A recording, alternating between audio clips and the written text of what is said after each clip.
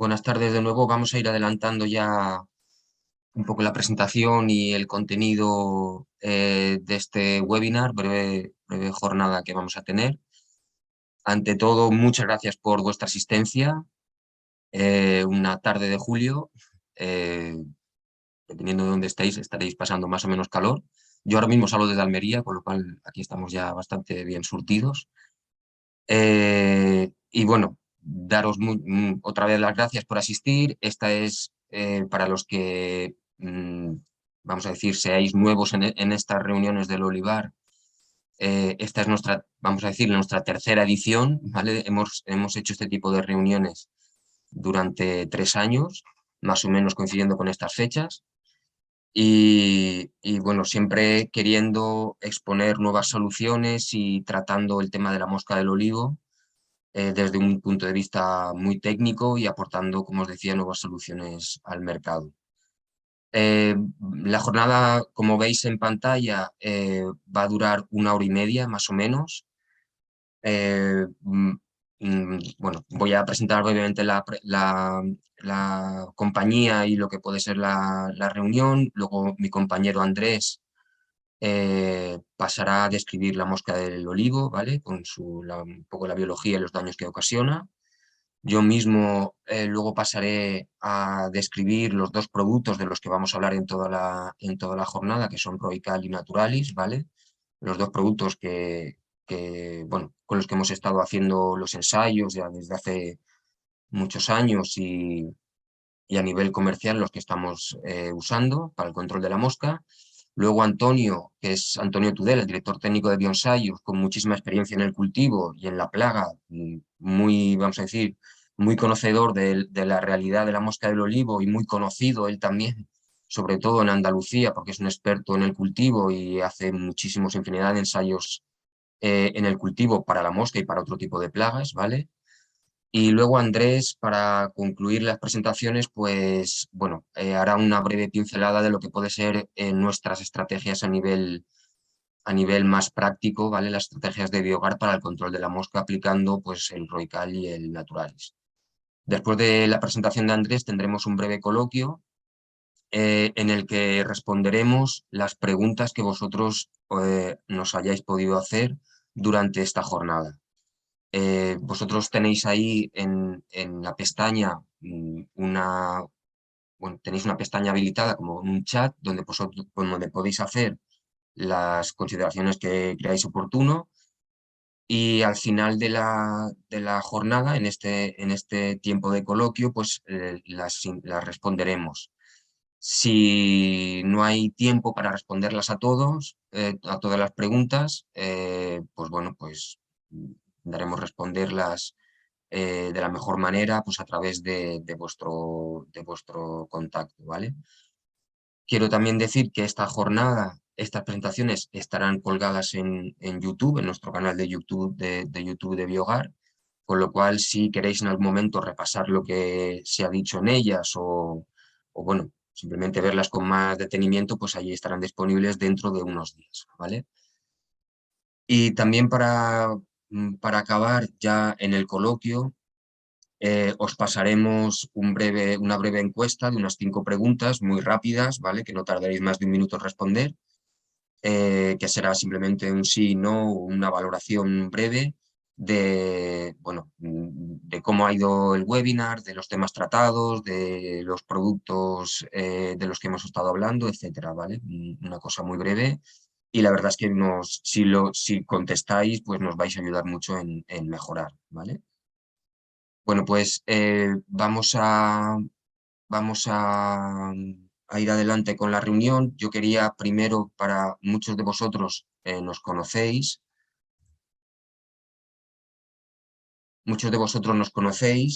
pero para los que, bueno, para los que sois nuevos con Biogar, porque sé que ha venido gente que es colaboradora con nosotros desde hace pocos meses. Para los que sois nuevos de Biogar, bueno, comentaros que nosotros, como ya sabréis, bueno, somos una división agrícola. Biogar es una división agrícola de la compañía CBC o el del grupo CBC, que es una compañía de accionariado 100% japonés. cuya central está en Tokio, y que se dedica, aparte de la agricultura, que es la división Biogar, se dedica pues, a otro tipo de negocios, como sucede con estas empresas japonesas, pues en farmacia, en cámaras de seguridad, en pintura, etcétera, ¿vale? Dentro de la división Biogar, de la división agrícola, nosotros tratamos distintos tipos de productos que van desde los microbiológicos, que puede ser el Naturalis, que hablaremos luego, feromonas de confusión sexual para una infinidad de plagas, en hortícolas y en leñosos, que es bueno, la mayor parte de nuestro negocio, materias activas de origen vegetal y también productos especiales y nutricionales que también tenemos en el catálogo, entre los que se incluye el Roical. Y paralelamente a esta división, a esta, vamos a decir, a esta gama de productos más aplicables en campo, a nivel de tratamientos fitosanitarios, tenemos esta división que nosotros llamamos agroelectronics, bueno, es una división tecnológica que ayuda, pues bueno, estamos trabajando sobre todo en cultivos leñosos en el tema de monitoreos, de seguimiento de plagas, etcétera, localización de parcelas en fin, todo este tema de tecnologías, ¿vale? Nosotros a nivel de Biogar estamos presentes prácticamente en toda Europa, si no con presencia física vamos a decir, de sedes físicas con distribuidores. Aquí tenéis un mapa donde están todas las sedes administrativas de la compañía en Europa. Nosotros tenemos nuestra oficina administrativa en Barcelona y tenemos en Lleida nuestra división de I+D, desde donde hacemos todos los ensayos de registro de productos fitosanitarios, confusión sexual, biopesticidas, etc. Y aparte, bueno, aparte de los ensayos de registro, pues ensayos de campo para un poco ver eficacias de nuestros productos y con respecto a otros. Este es nuestro catálogo, que no vamos lógicamente, a verlo en detalle, pero que sepáis que somos una empresa con muchísimos años de experiencia, más de 20 en, en la confusión sexual, ¿vale? De un montón de plagas. Y desde hace 5 o 6 años incorporamos al catálogo los biopesticidas, que nosotros llamamos bioprotectores, en el que está el Naturalis, la bovería bassiana, que luego hablaremos de ella, y recientemente, desde el año pasado, pues hemos empezado a trabajar con una gama de nutricionales, bioestimulantes y productos especiales, como puede ser el Roical, que también hablaremos de él. Esta es nuestra presencia en España. Tenemos, como os he dicho, en Cataluña tenemos la sede, vamos a decir, administrativa y el departamento de I+D, pero tenemos por toda la geografía pues una red de técnicos y técnicos comerciales que, bueno, que atienden a todos los clientes, ¿vale? Toda esta información, bueno, la tenéis, como hemos indicado aquí, la tenéis en Biogar, accesible, están todos los contactos, pues si algún día pues, queréis, eh, queréis verlos.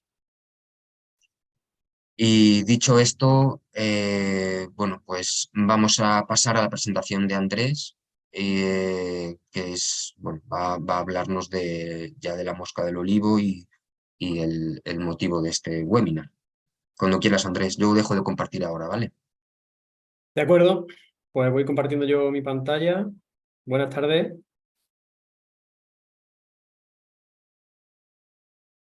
Entiendo que se ve ya.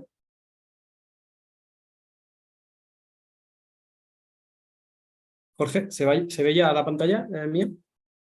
No te escucho. Sí, ok.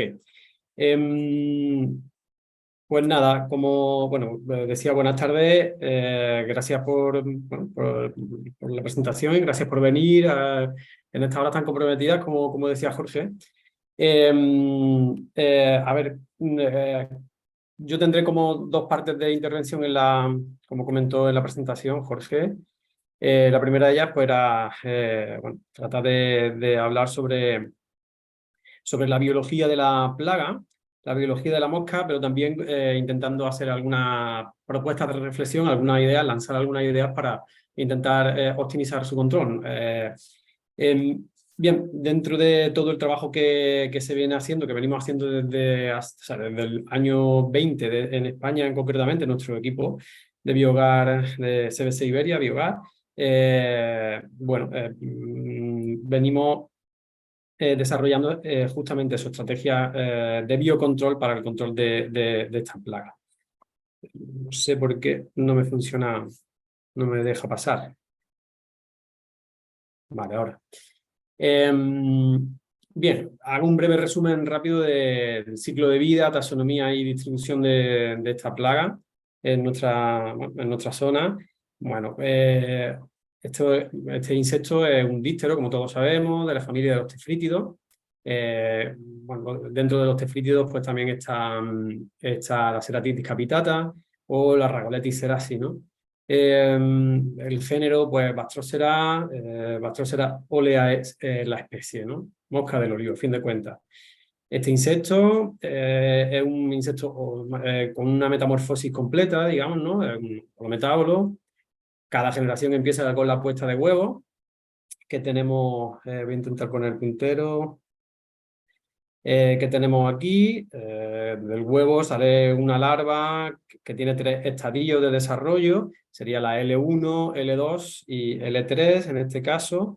En esta fotografía de aquí abajo sería una L3 que se transforma, hace la metamorfosis mediante la pupación y se transforma en adulto, macho o hembra. Tenemos varias generaciones, dependiendo de la zona donde esté nuestra finca, nuestra zona de trabajo. Habrá más o menos generaciones por campaña, muy influenciado, por supuesto, por las temperaturas. De manera que, obviamente, a mayor temperatura, el desarrollo de cada una de las generaciones será más rápida y probablemente tengamos a mayor temperatura mayor número de generaciones. Aunque ya sabemos, y está muy bien recogido en las distintas publicaciones que hay desde hace décadas sobre la plaga, que bueno, está tan influenciado por la temperatura que en verano, que en el momento en el que nos encontramos ahora mismo, claro, la generación puede durar, o sea, por ejemplo, un adulto puede durar incluso la mitad de día, unos 30 días, con respecto a los 60 días que suele estar vivo, que dura un adulto en otoño o primavera, en condiciones de otoño y primavera. Sin embargo, por ejemplo, si superamos la temperatura de 35 grados durante muchos días, en lugar de estar 30 días en verano el adulto presente, se reducirá a solamente 15 días, ¿no? Entonces, bueno, en cuanto al comportamiento de la mosca, en cuanto a su biología respecto al comportamiento, hay distintos puntos clave que bueno, a mí me gusta siempre comentar con técnicos, con agricultores con los que hablo o les explicamos nuestra aproximación. Bueno, es muy importante entender que, y tiene obviamente bastantes consecuencias en nuestra geografía, que la mosca reduce bastante la actividad a partir de 30, la actividad reproductiva a partir de 30 grados centígrados, pero es a partir de 35 que es que incluso deja de tener, o sea, detiene su actividad. Bien, tanto es así que como cada semana estamos mirando, abriendo moscas para ver cómo están, si tiene huevos maduros, si los tiene inmaduros, si está, cómo está su descarga de huevos, de lo que llamamos la fertilidad, ¿no? de la hembra. Podemos ver incluso que cuando hay olas de calor, vemos que se reabsorben los huevos, o sea, que dejan de producir huevos. Está también esto recogido en bibliografía. En fin, las hembras pueden estar poniendo huevos desde el amanecer, como pone ahí, y si ese día se alcanzan 35 o más, a partir de esa temperatura deja de poner huevos. Obviamente siempre va a necesitar una fuente los adultos siempre necesitarán una fuente de agua y de comida, que significa normalmente pues, polen o néctar.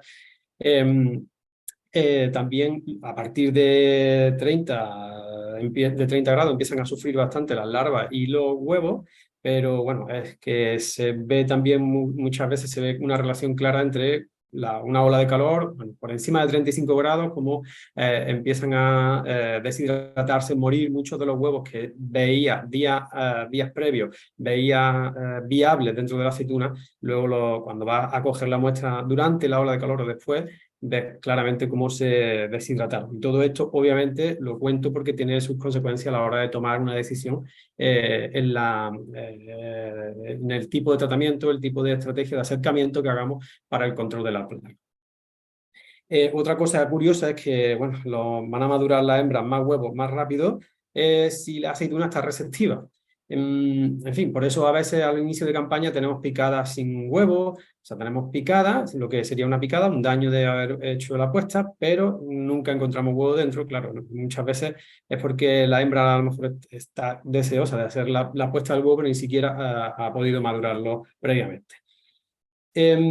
Bueno, otro detalle importante que quería destacar en la charla de hoy y que, bueno, quizá lo hemos hablado ya con algunos de los presentes aquí, es que el adulto, los adultos de mosca del olivo, igual que de otros tefrítidos, no vuelan tanto como habíamos asumido, como pensábamos hasta hace algunos años.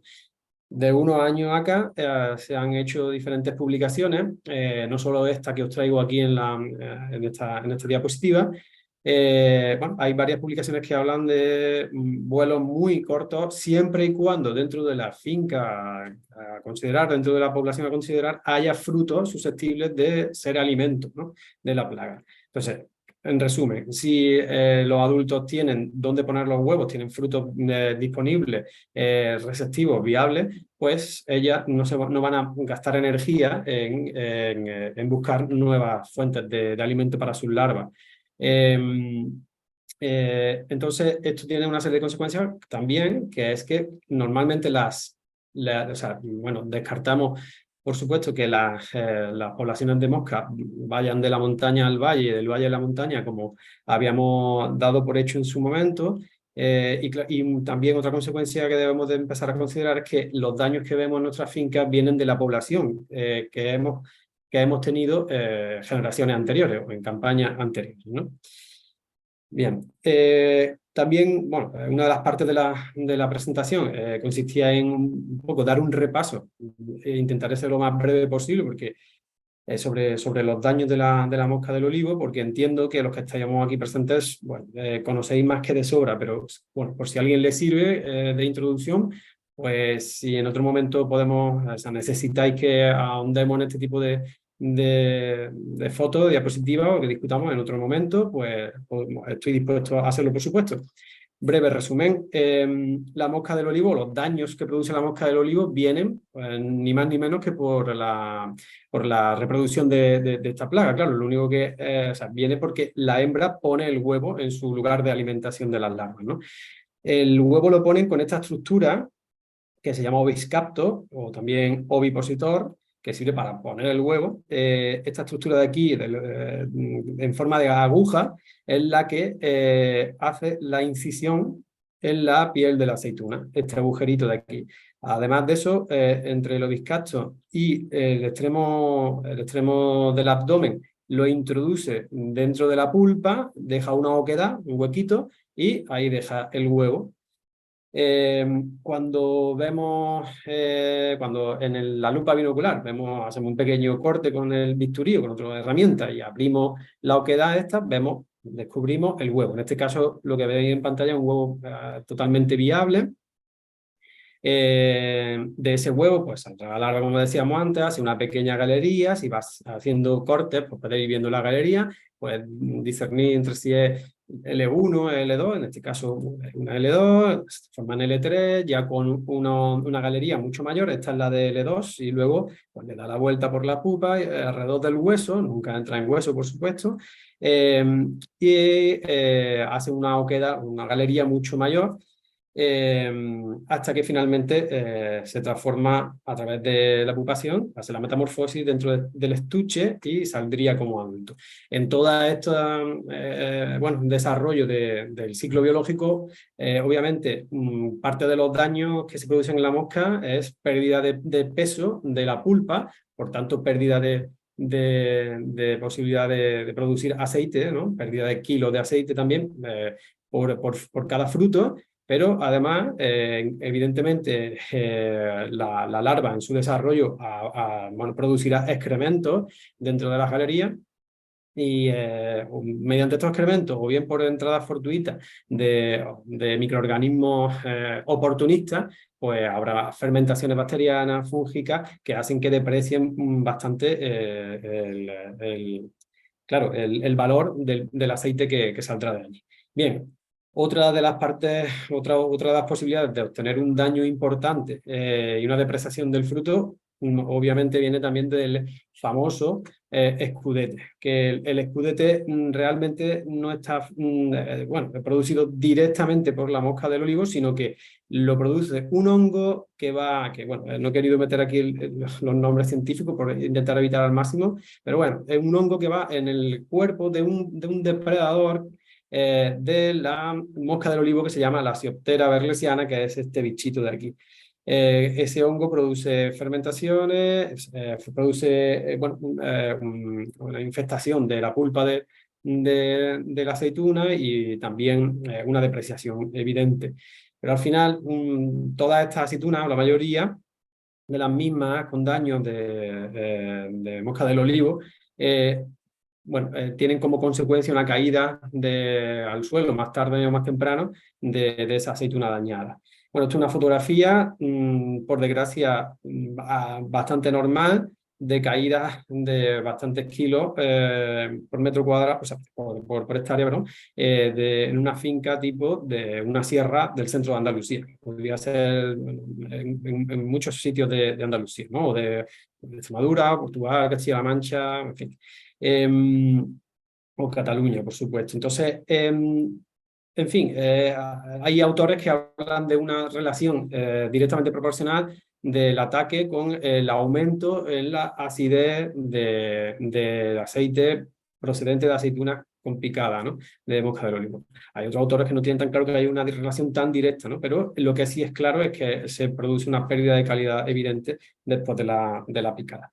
Bueno, otra cosa que me gustaría destacar en esta charla es que desde hace un par de años se publicó que aparte del... Bueno, hay dentro del natural de la Beauveria bassiana hay dos modos de acción que explicará a posteriori Jorge, pero uno de los que no, una de los modos de acción es el de la entomopatogénesis, tiene efectos insecticidas la Beauveria sobre muchas plagas. Lo que no estaba claro es si existía también sobre la mosca del olivo. Bueno, pues ya se ha publicado, gracias a los trabajos de un equipo de trabajo de Italia, que lidera Elisabetta Gargani dentro del CREA, que es como el INIA español.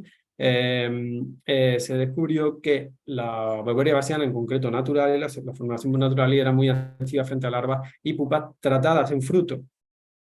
Bien, luego discutiremos todo esto si os parece, pero esto apoyaría lo que muchas veces vemos en campo, que es que después de los tratamientos con Beauveria bassiana en finca, en campo, en árbol, vemos que a veces, o sea, bueno, vemos primero que hay aproximadamente un 50% de los huevos muertos después de los tratamientos y muchos de ellos aparecen con una especie de fibra de micelio blanco, que el color blanco es el típico de la Beauveria bassiana, alrededor de estos huevos. Y luego también alguna vez nos hemos encontrado otra cosa todavía más llamativa, que es que hay pupas que también aparecen en el estuche alrededor con micelio blanco, con algunas fibritas alrededor blanquecinas, pero lo que es más sorprendente, en esta fotografía se muestra, bueno, se ilustra que cuando este adulto intentó salió del estuche e intentó emerger desde la aceituna, bueno, aquí se ve el tórax, el abdomen, las patas, ni siquiera se le ve la cabeza porque está rodeado de micelio blanco. Bueno, pues este adulto murió. No sabemos con seguridad si está producido por la Beauveria bassiana del Naturalis, pero lo que es claro es que todo esto aparece siempre detrás de tratamientos con naturales. Bien, solamente una última idea para la reflexión y ya termino con esto. Bueno, cada vez bueno, de tiempo en tiempo hacemos revisión bibliográfica y vemos que hay cada vez más publicaciones de evidencia de actividad endofítica de Beauveria bassiana dentro de distintos cultivos. En este caso, os traigo aquí una publicación de una tesis doctoral sobre viña y el comportamiento endofítico. El comportamiento endofítico de la Beauveria bassiana significa que después de los tratamientos con Beauveria, o a lo mejor de forma fortuita también, pero especialmente después de tratamientos con Beauveria bassiana, este hongo es capaz de introducirse, vivir dentro de los tejidos del propio cultivo. Gracias a esta actividad se ha encontrado evidencia de eficacia frente a melazo, Lanococcus ficus, que tan problemático puede llegar a ser, o tiorrinco de la viña, o incluso contra enfermedades como el mildio, por distintos modos de acción que no me voy a meter ahora mismo en ese detalle. Pero lanzo la reflexión, lanzo la pregunta, que es, bueno, ¿esto podría estar ocurriendo en el olivo? Si esto fuera así, bueno, primero, no tenemos de momento evidencia científica, no, por lo menos en mis manos no ha caído literatura científica al respecto, pero si esto fuera así, podría explicar algunas de las observaciones que vemos en campo, en laboratorio y en los ensayos y en las aplicaciones comerciales con tanta eficacia como veremos a continuación, ¿no? Pues nada, hasta aquí mi parte de la presentación sobre la Bien, ¿me biología oís? Sí. y bueno, la reflexión que cabe contar. Bueno, pues muchas gracias, Andrés. Vamos detrás de una otra como moto. Vamos a ver, pues nada, muchas gracias. Voy ahora a pasar a... Andrés ha hecho una descripción de la plaga, ¿vale? Y de los daños de los daños en el cultivo y cómo identificarlos. Y bueno, yo voy a brevemente también a describir los dos productos bueno, en los que se basa la estrategia, vamos a decir, de prevención y de control de la plaga, ¿vale? De la mosca del olivo en el cultivo. Son dos productos que se pueden usar en distintos cultivos, que sobre todo el Naturalis tiene un registro muy amplio que luego veremos, pero que sí que es verdad que dada la situación que afronta el olivar con respecto sobre todo a la reducción de materias activas químicas, que se pueden usar. Ahora mismo pues hemos hecho en estos últimos años bueno, un gran esfuerzo, sobre todo a nivel técnico, de entender mejor el posicionamiento del producto en campo y las eficacias que podamos tener en campo y al final el comportamiento de la Beauveria bassiana en el olivar, ¿vale? Es una materia activa registrada en el olivar, en el cultivo, y bueno, queríamos profundizar más a nivel técnico en ese aspecto. Yo voy a empezar describiendo el Roical, ¿vale? Que es un producto que se incorporó al catálogo como hace un año más o menos, a nuestro catálogo precisamente para complementar el uso del Naturalis en el cultivo. El Roical es un formulado de caolín calcinado, 100%, peso. A ver si puedo pasar la presentación. Bueno,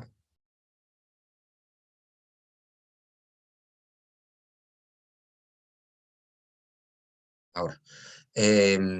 Bueno, como os decía, el Roical es un caolín calcinado, ¿vale? 100% de peso, es un polvo mojable que lo comercializamos en sacos de 25 kilos, ¿vale? Y bueno, sobre todo, como os decía, lo estamos usando mucho en cultivos leñosos. En este caso hablaremos del olivar, pero también lógicamente lo estamos introduciendo en frutales de hueso y en viña, sobre todo. El caolín, bueno, al final el caolín calcinado, como os mostramos ahí desde el punto de vista químico, es un silicato de aluminio, pero la particularidad que tiene el Roical es que el caolín es un silicato de aluminio, pero es calcinado, ¿no? Es un proceso mediante el cual el mineral se aumenta mucho la temperatura de la materia prima, con lo cual se deshidrata, pierde mucha agua, pierde muchas impurezas y se convierte en un caolín calcinado, ¿vale? Que en realidad lo que le da esta característica al producto es un mejor tratamiento del producto en campo a nivel de maquinaria de aplicación, incluso una mejor distribución en el cultivo, pero también una mejor, vamos a decir, aplicación en cuanto a maquinaria. Por ejemplo, una cosa muy básica es que la obturación de las boquillas de tratamiento pues no se produce, ¿vale? Eso es un poco el proceso de calcinación y, bueno, un poco la particularidad del Roical. Tiene distintas características, distintos efectos, tanto abióticos, que son los que, vamos a decir, los que más potenciamos, pero también efectos bióticos que luego veremos, pero el Roical, como otros caolines, lo que pasa que al ser calcinado, pues incrementa su efecto, por ejemplo, en la protección de los golpes del calor, de las quemaduras, de ese aumento de temperatura que puede haber en el cultivo, por ejemplo, en las circunstancias en las que ahora estamos, ¿vale? Protegiendo el cultivo con la aplicación del producto, pues se reduce la evaporación, con lo cual el árbol mejora la utilización del agua disponible y también mejora la acción fotosintética, esa eficiencia fotosintética en verano que es tan importante. Paralelamente a los efectos abióticos existen descritos de los caolines en general una relación de efectos bióticos de prevención de aparición de plagas o de prevención de desarrollo de plagas en el cultivo, que será mayor o menor dependiendo de la calidad del caolín que se esté usando. En este caso, con el Roical obtenemos, bueno, que de hecho la mosca del olivo y los tratamientos en el olivar así lo están demostrando y lo veremos a continuación. Obtenemos una interferencia con las aplicaciones preventivas del Roical, una interferencia bastante importante en el desarrollo de la mosca del olivo. Y con lo cual los tratamientos en el cultivo lo que estamos viendo es que se reducen muchísimo las visitas de la mosca a los frutos y se reducen por consiguiente muchísimo las puestas de huevo de la mosca en el fruto.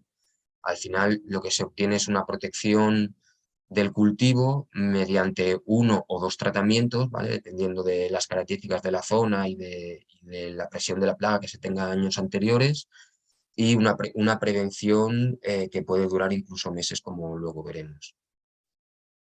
Desde el punto de vista más físico del producto, como otros caolines, el Roical, como veis aquí, se disuelve perfectamente en agua, se queda este color lechoso blanquecino con muy buena suspensión, tiene un pH neutro y por la calcinación del producto, pues bueno, mejora la persistencia del caolín en la vegetación y no tiene ningún efecto nocivo en ella.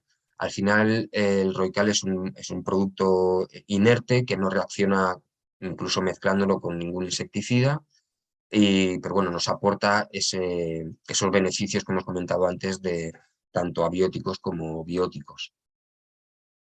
Tenemos muchos datos y muchas experiencias hechas a nivel de protección de los golpes de calor, tanto en manzana, en este caso, por ejemplo, manzano, o sobre todo en viña, donde vemos que las zonas cubiertas por el producto reflejan muchísimo más la luz del sol y las temperaturas en la parte protegida bajan mucho con respecto a la no protegida.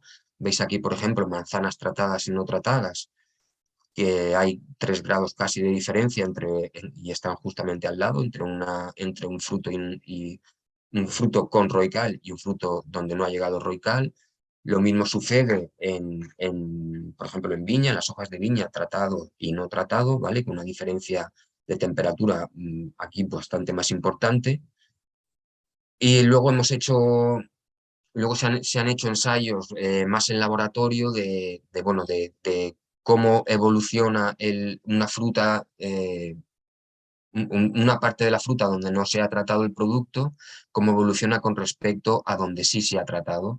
Y aquí veis que bueno, la diferencia es clara. La zona protegida del Roical, la zona del fruto donde se ha aplicado, aquí y aquí, pues bueno, no desarrolla la podredumbre ni la quemadura al final del fruto bueno, que sí que desarrolla donde no se ha tratado. También hemos hecho experiencias, esto es un ensayo, por ejemplo, en Valencia de este año pasado, a distintas dosis de Roical, experiencias en viña, bueno, en variedades, en este caso monastrell, con una única aplicación, y vemos que, bueno, que incluso con una única aplicación a dosis bastante bajas, más bajas de las que nosotros recomendamos en campo, pues se obtiene pues del grado de más de un grado de diferencia con respecto a un cultivo donde no se ha aplicado el producto. He ido bastante rápido porque luego profundizaremos en el ROICAL quizá al final de la jornada, donde hablaremos sobre dónde usarlo y cuándo usarlo, ¿vale? Pero he querido un poco explicarles lo que es el producto brevemente, y ahora quizá vamos un poquito más en detalle en lo que puede ser el Naturalis, que es la Boveria bassiana cepa ATCC 74040, que es la única Boveria bassiana registrada en el cultivo del olivar, y es quizá el producto más novedoso que algunos de vosotros bueno, podáis ver en esta jornada. ¿Vale? La Boveria bassiana es un hongo, como ha comentado antes Andrés, es un hongo entomopatógeno. En este caso, el Naturalis, esta cepa, la 74040, se aisló hace bastantes años de un curculiónido que veis aquí en Estados Unidos. Fijaros que bueno, el amplio espectro que puede tener las boverias en uso agrícola se aisló de un curculiónido, de un coleóptero, y realmente ahora mismo las boverias donde más se usan son en otro tipo de plagas, lógicamente por los registros que tienen, pero también pues, bueno, porque históricamente se inició el control biológico con este tipo de productos quizá en los cultivos hortícolas. Pero sí, lo que os puedo comentar es que poco a poco el uso en este caso del Naturalis, en cultivos leñosos, aire libre, realmente está aumentando bastante también por lo que decíamos antes de las restricciones de uso de materias activas químicas que estamos viendo año a año, ¿vale? Bueno, pues a concentración en Naturalis, a concentración de 2,3 por 10 elevado a 7 esporas por mililitro, ¿vale? Es un 2,3% de peso-volumen, es una formulación OD, es un aceite, y bueno, en envases de 1 litro.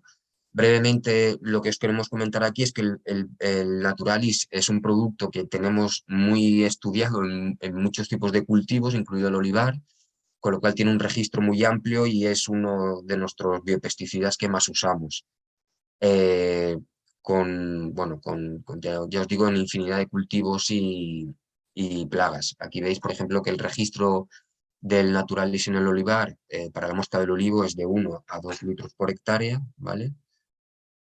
Y, bueno, como comentaba antes también Andrés, al final la Boveria bassiana es un hongo entomopatógeno que en este caso el Naturalis, por la cepa que tiene, la 74040, podemos hablar de dos modos de acción distintos. Estamos acostumbrados a oír que la Boveria bassiana tiene este efecto directo sobre las plagas de patogénesis sobre distintos tipos de insectos, pero el Naturalis, luego lo veremos por qué, podemos añadir este segundo modo de acción, que es el efecto inhibitorio que tiene sobre la puesta de huevos de hembras sobre frutos, y debido a este segundo modo de acción es por el que tiene todos los registros que tiene sobre el grupo de moscas tefrítidas, ¿vale?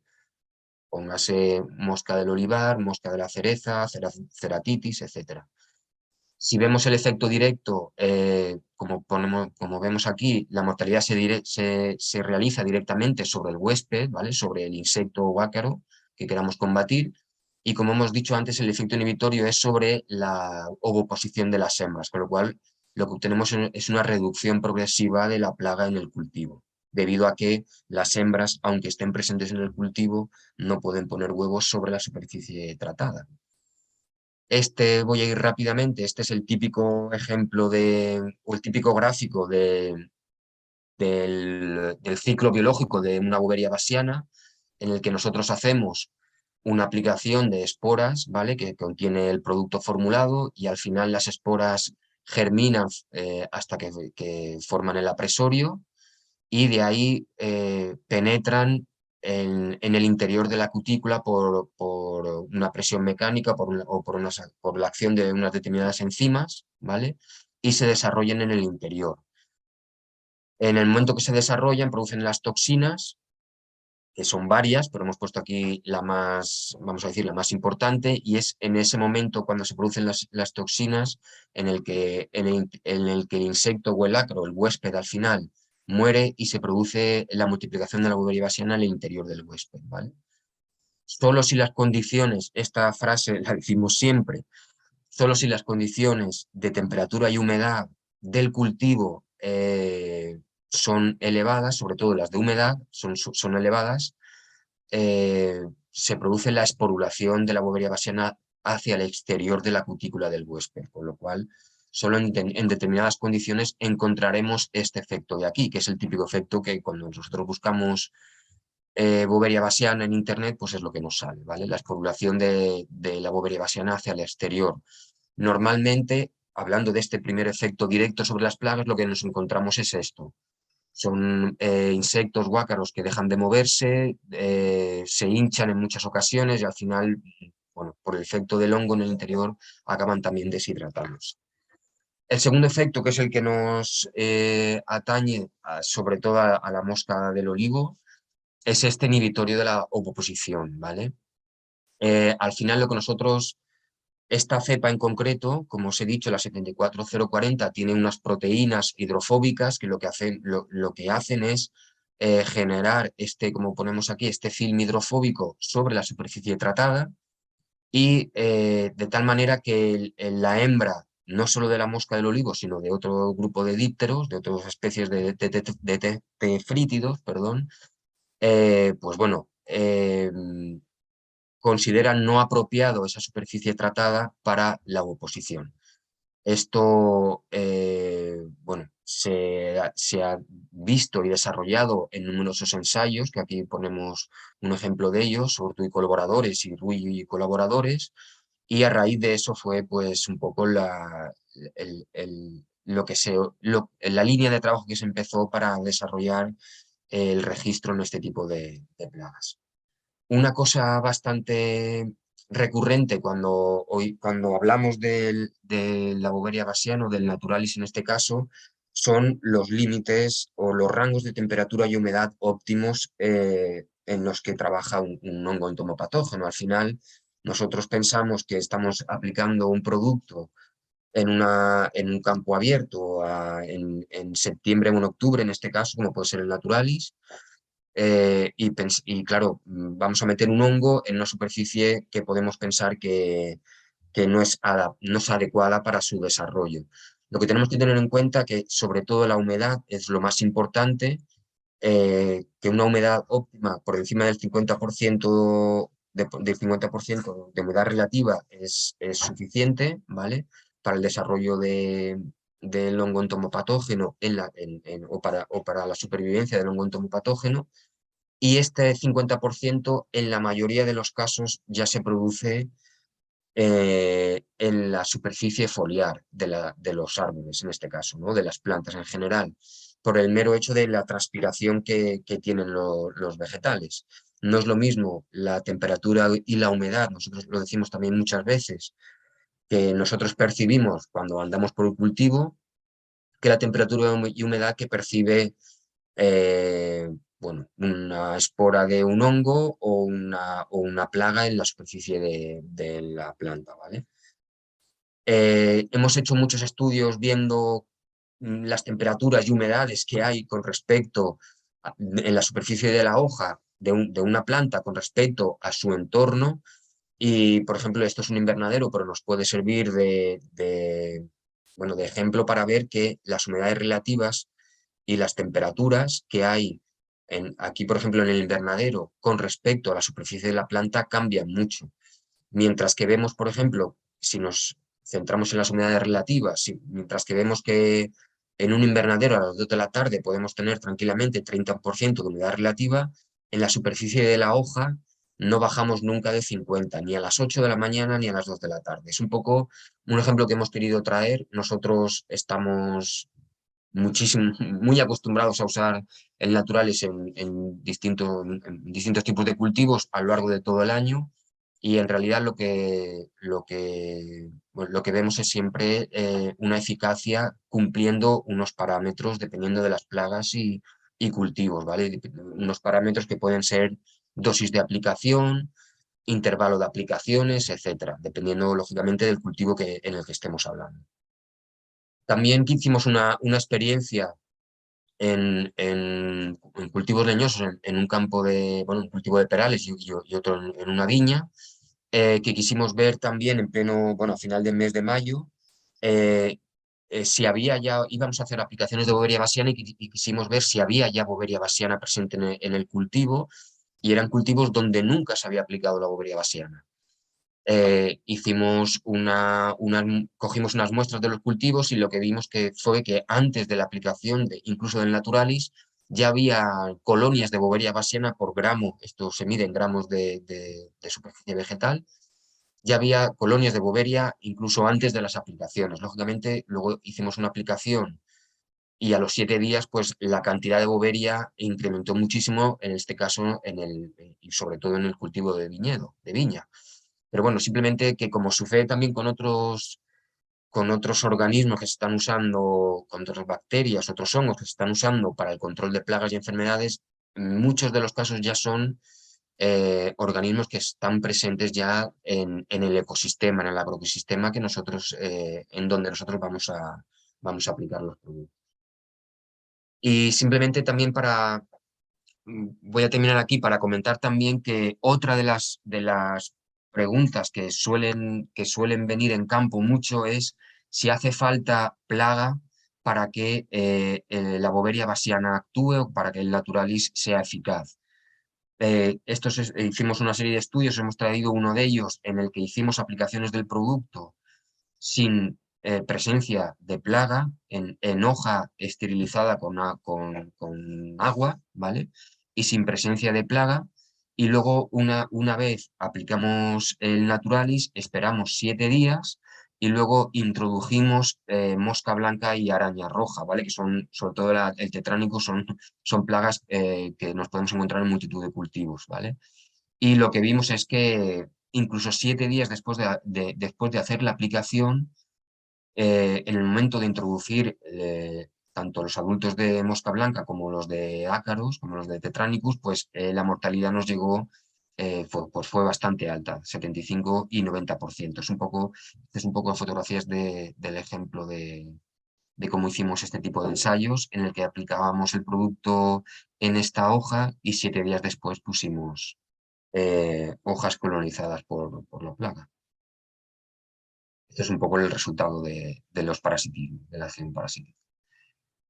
Todo esto que os he comentado brevemente, lo que son los dos productos, todo lo tenéis. Ahora, bueno, voy a dejar a Antonio y a Andrés que vayan más hablen más detenidamente de lo que puede ser el olivar y la mosca del olivo, pero de todo lo que hablaremos, o de casi todo, tenéis en la web muchísima información, tanto a nivel de folletos como, en fin, vamos a decir, protocolos para los cultivos, etcétera. Y en este caso también hay para la mosca del olivo y el olivar.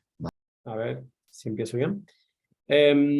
Bueno, yo esta última parte de la presentación, la idea es ir bueno, directamente un poco al grano de la propuesta de estrategia para el control de la mosca que hacemos desde Biogar. Bien, a ver si quiere pasar la presentación.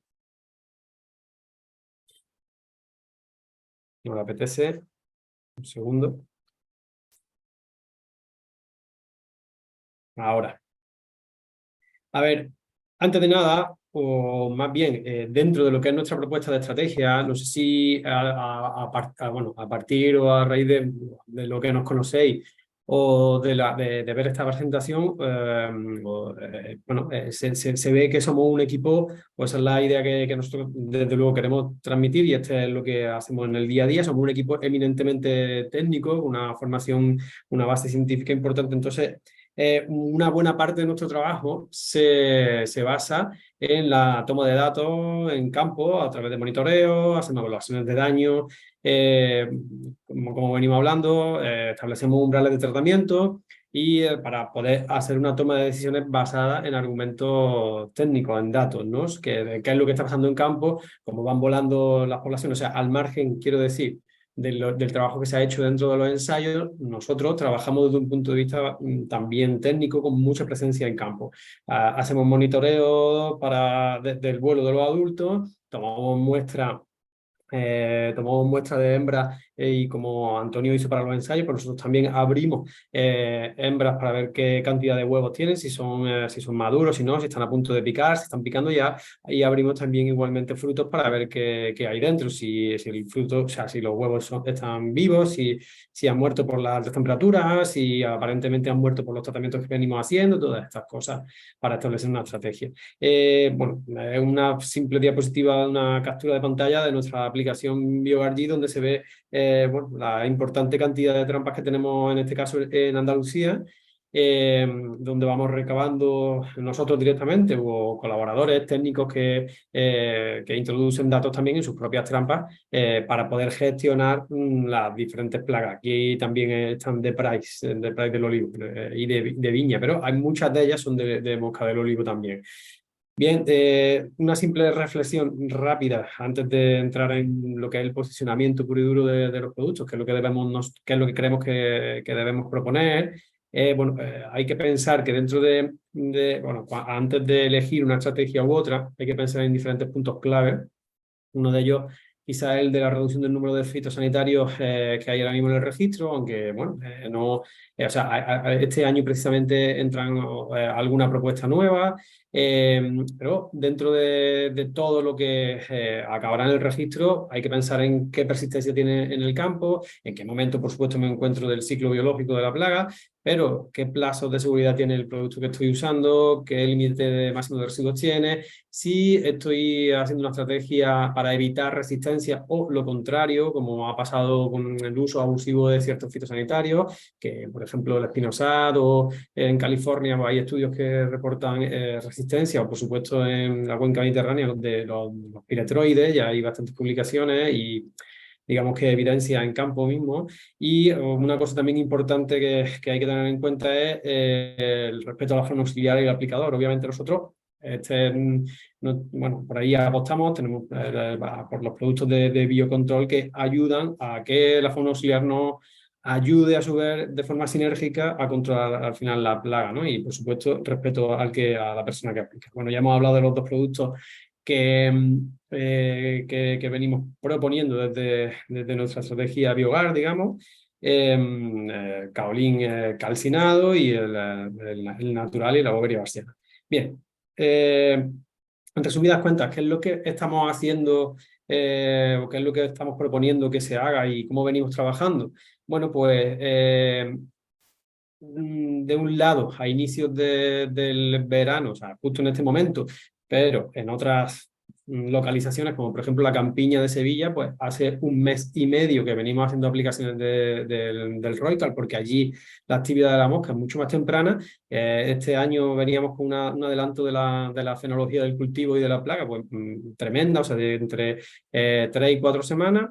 Bueno, pues tuvimos que adelantar las aplicaciones. En la mayoría de los casos, entre junio y julio, cuando solemos hacer las aplicaciones de Roical, del caolín calcinado, bueno, de unos 25 a 35 kilogramos por hectárea, en árboles adultos, claro.